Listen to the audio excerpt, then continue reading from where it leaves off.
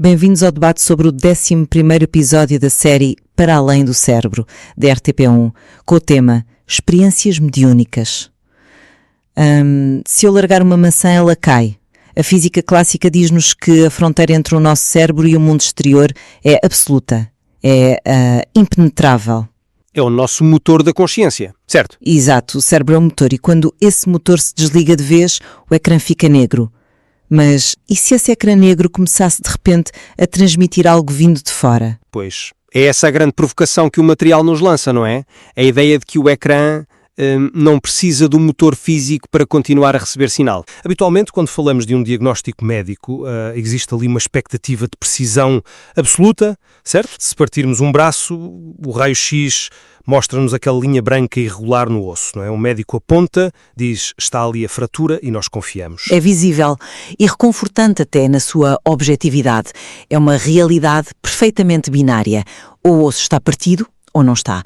Não há cá margem para grande interpretação filosófica. Certo, mas assim que damos um único passo para o mundo da mente humana, digamos, da consciência e dos chamados fenómenos anómalos, essa máquina de raio-x começa a falhar. O eterno debate, não é? Pois hoje debruçamo-nos sobre um dos temas mais espinhosos da parapsicologia moderna, a natureza da consciência e a vanidade científica da mediunidade. Nem mais. A questão central que enfrentamos hoje é profunda. Serão as experiências mediúnicas uma prova concreta de uma consciência não local, inserida num paradigma pós-materialista onde a mente sobrevive à morte física? Ou, por outro lado, e é aqui que eu me posiciono, podem ser totalmente explicadas através de mecanismos psicológicos. Viés de confirmação, técnicas de leitura a frio, sem nunca sairmos do nosso atual paradigma materialista. Certo, e para ser cristalina quanto à minha posição, eu defendo que os dados rigorosos e controlados sobre a mediunidade sugerem mesmo que a consciência não está confinada ao cérebro. Sugerem que pode operar além do tempo e do espaço. E do meu lado da barricada, o foco deve estar na realidade psicológica destas experiências. Eu defendo que a esmagadora maioria dos fenómenos pode ser perfeitamente explicada pelo efeito Barnum e por estados dissociativos. Não há qualquer necessidade de reescrevermos as leis da física. A abordagem científica tradicional assume que a mente emerge puramente da matéria inerte, certo? O cérebro cria a mente. Mas o grande problema, ou tal problema difícil da consciência, é que não temos um único modelo viável que explique de facto como é que a matéria inerte produz a experiência subjetiva. Zero. Não temos. Pois, zero. E perante esta lacuna, a hipótese que o materialista levanta é que a consciência pode ser uma força fundamental da natureza, tão basilar como a gravidade. Nós não compreendemos a gravidade na totalidade, mas medimos os seus efeitos. E se olharmos para as experiências mediúnicas de forma justa, as evidências apontam para algo que desafia a nossa biologia. Mas repara, eu abordo a questão por um prisma um pouco diferente. Temos de fazer uma distinção absolutamente crucial logo à partida. Que é separar os testes controlados da televisão? Exatamente. Separar a atividade banal dos médiuns dos testes de laboratório.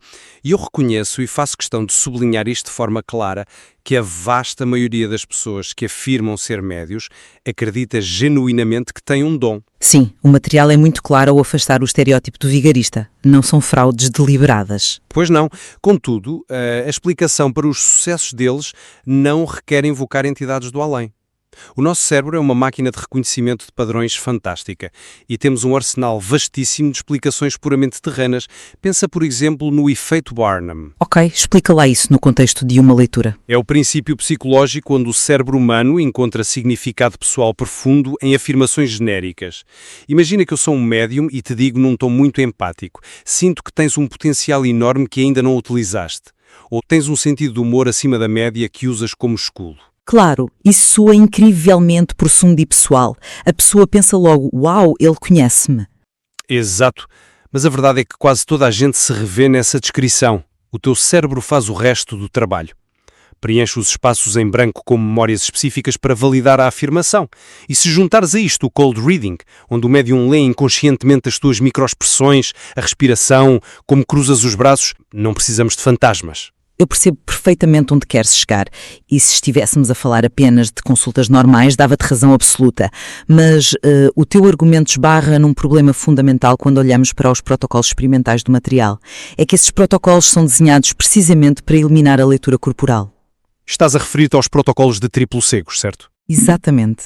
Vamos detalhar isto para que se perceba. Nestas experiências, utiliza-se um protocolo triplo cego, com um proxy sitter, ou seja, um substituto. O médium está numa sala para fazer a leitura, mas o verdadeiro receptor, a pessoa que quer contactar o familiar, nem sequer está no edifício. Portanto, não há contacto visual nem auditivo. O médium não vê ninguém. Zero. O que está na sala é um investigador, o tal proxy, que não faz a menor ideia de quem é o verdadeiro receptor. O próprio experimentador não conhece as respostas. Isto elimina por completo a tal leitura a frio que mencionaste. O médium não pode ler microexpressões de alguém que não sabe a resposta. Espera aí, mas como é que é feita a avaliação dos dados depois? Porque o efeito Barnum pode ocorrer na leitura do papel em casa, não é? E é que está a genialidade do método. Depois da sessão, o receptor verdadeiro recebe 2 documentos. A transcrição da sua própria leitura mediúnica e uma de controlo, feita por uma pessoa aleatória. E ele não sabe qual é qual. Tem de classificar às cegas. Sim, linha a linha. Tem de dizer se é um falhanço total, possível, provável ou definitivo.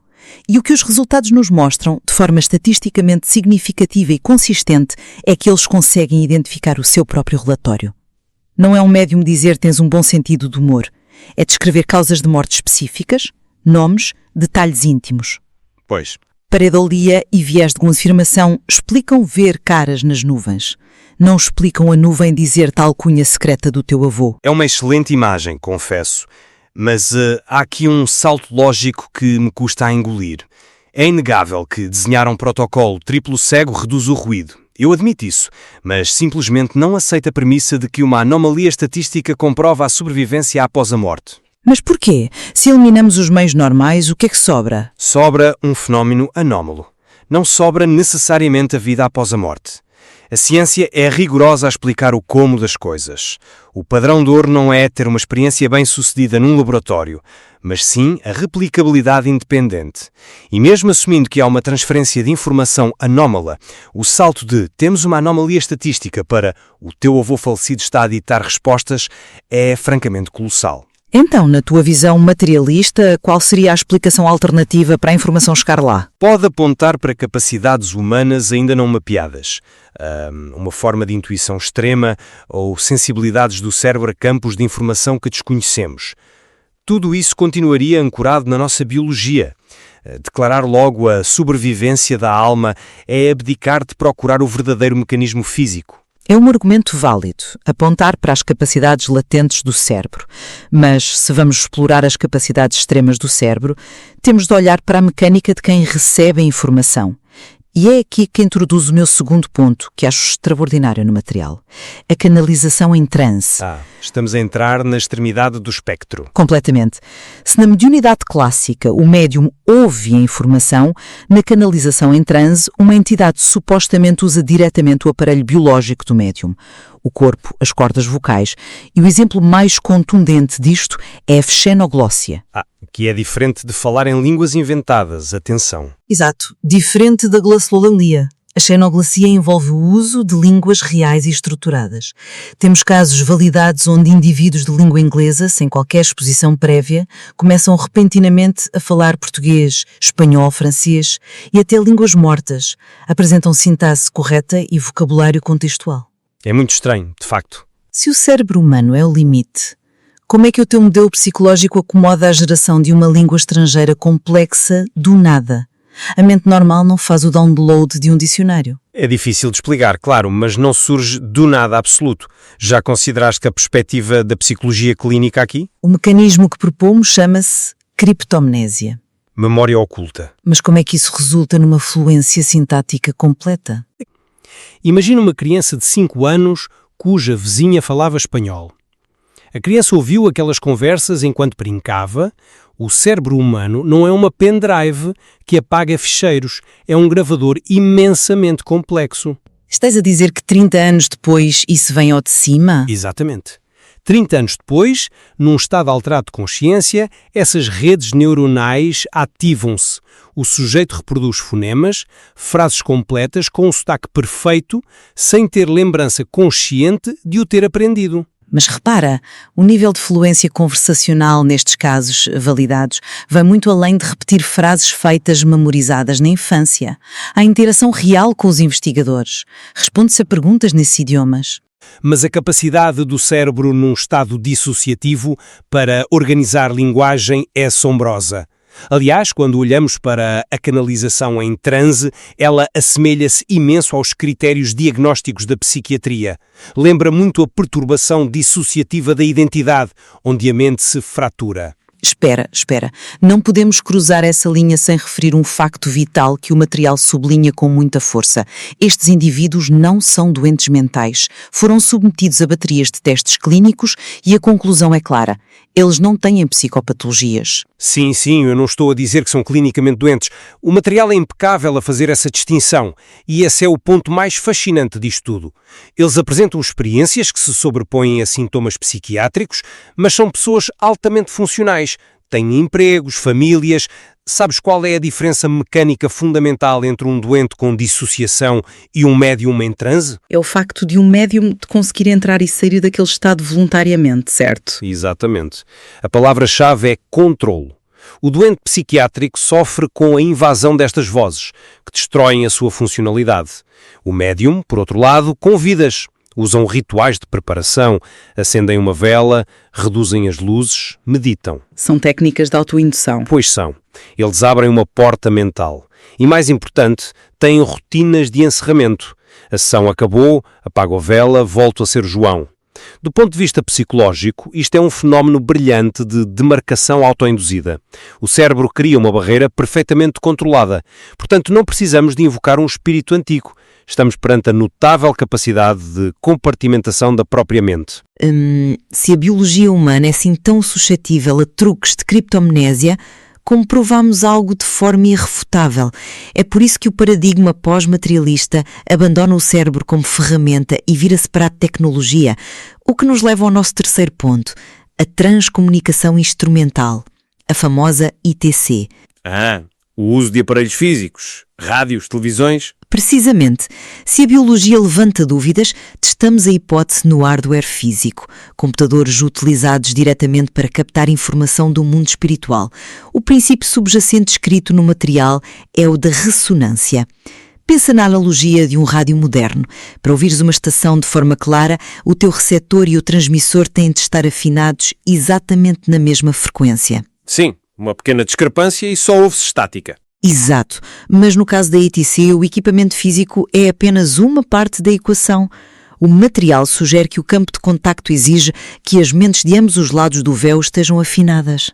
Exige confiança, boa vontade, atitudes positivas e amizade entre os investigadores para estabilizar essa ponte. Mas percebes a armadilha argumentativa que acabaste de descrever? Armadilha porquê? Se a consciência é a base da realidade, o estado intencional afeta o resultado. Estás a introduzir conceitos inteiramente subjetivos como boa vontade e amizade. Isso retira o fenómeno do reino da estabilidade física. Empurra a questão diretamente para o pensamento mágico. A ciência assenta na falsificabilidade.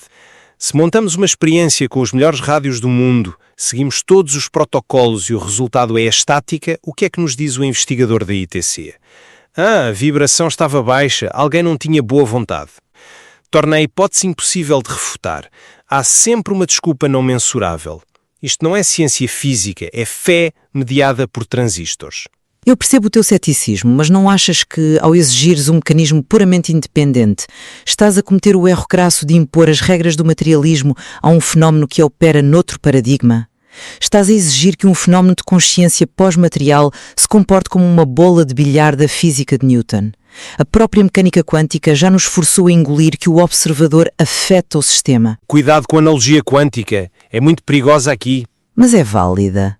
No estudo da fenda dupla, a simples observação de um eletrão faz colapsar a sua função de onda. O universo não é passivo à nossa medição. E o que o material sugere sobre a ITC é uma macro-aplicação desse princípio. O estado emocional das pessoas é o contexto de observação necessário para a frequência estabilizar. É uma analogia muito frequentemente mal interpretada.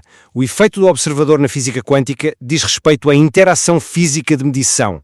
Para observar um eletrão, tens de atirar com um fotão, percebes? É essa colisão física subatómica que colapsa a onda. Mas a consciência? O eletrão não se importa minimamente se o físico no laboratório teve um bom dia ou sente amizade pela equipa. O instrumento de medição é que é o motor mecânico ali, não a emoção. E é por isso que assumir que um rádio capta vozes do além só porque a malta na sala está cheia de boas intenções requer um nível de provas estupendo. O foco devia estar em como o nosso cérebro encontra padrões sonoros aleatórios na estática. E isso leva-nos inevitavelmente ao momento de sintetizar as posições que debatemos hoje. Da minha parte, quando olho para a totalidade do material, perante dados tão consistentes como os testes em triplo cego, que isolam as microexpressões, e perante a xenoglosia, que desafia as explicações da criptomnésia, estou convencida de que a postura estritamente materialista nos limita. Acredito que o próximo grande passo passa por assumir que a consciência pode ser uma força não local e fundamental. E do meu lado, o resumo prático é que a navalha de Occam continua a ser a melhor ferramenta. A explicação mais simples costuma ser a correta. Independentemente da origem parecer extraordinária, os mecanismos terrestres e psicológicos chegam para a explicar. O valor terapêutico destas experiências para o luto, os estados dissociativos controlados, tudo isso merece o nosso estudo rigoroso, mesmo que a resposta final revele que estas entidades são construções da nossa mente e não habitantes de outra dimensão. Mas apesar desta divergência de base, é formidável notar onde convergimos. Ambos concordamos que a caricatura mediática do médium, como um charlatão, não reflete a realidade da maioria destas pessoas. Eles operam com uma crença genuína e as suas práticas têm uma função altamente regulada. Sem dúvida, a mente humana é espantosa, seja como receptora do além ou como simuladora magistral da realidade. E concordamos também que o fenómeno levanta questões brilhantes sobre os limites da percepção humana do espaço e do tempo. Divergimos, claro, sobre o motor por trás do ecrã, se é ontológico, implicando a sobrevivência da consciência, ou se é psicológico, resultante das nossas limitações biológicas. Pois, se calhar esse ecrã não está a captar o além, mas sim a refletir as profundezas inexploradas da nossa própria mente. Um território que ainda mal começamos a mapear. Aos nossos ouvintes, convidamos a explorar estas provas por vocês mesmos e a desenharem as vossas próprias conclusões lógicas. Quem sabe talvez estejamos finalmente a aprender a sintonizar uma estação de rádio universal e só agora as nossas consciências começam a funcionar como a antena certa. A dúvida persiste e é exatamente nela que a ciência respira e avança. Muito obrigado por nos terem acompanhado neste debate. Não se esqueçam de seguir o Inteligência Intuitiva. Até breve. Até breve.